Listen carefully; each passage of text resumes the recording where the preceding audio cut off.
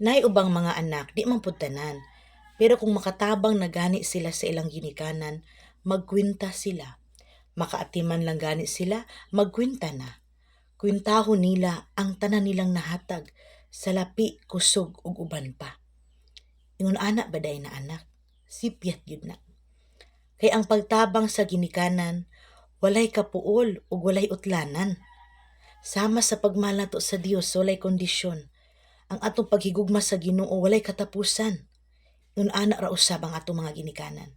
Habang buhi pa sila, habang himsog pang ilang lawas, ipakita nato ipadama ang atong gugma isip usa ka anak. Kay kana bitang mga anak na dili maluoy sa ginikanan, kwintahan ang ginikanan, pasakitan ang ginikanan, munay mga anak nga diin gimanduan ang ilang utok sa yawa. Gitudloan sa yawa nga mahimo silang dautan nga pagkaanak.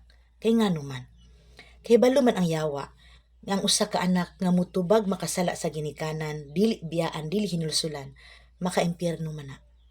Ug anak pahinumduman ka nako, salang mortal ug makaimpyerno ang usa ka anak nga dili mo tahod ug magmahal sa ilang ginikanan. Makagaba ug dako pa ang paningil sa Dios diya sa imong kinabuhi. Mo nang habang may time ka pa, biyai og hinulsuli na og pangayag pasaylo sa imong mga ginikanan.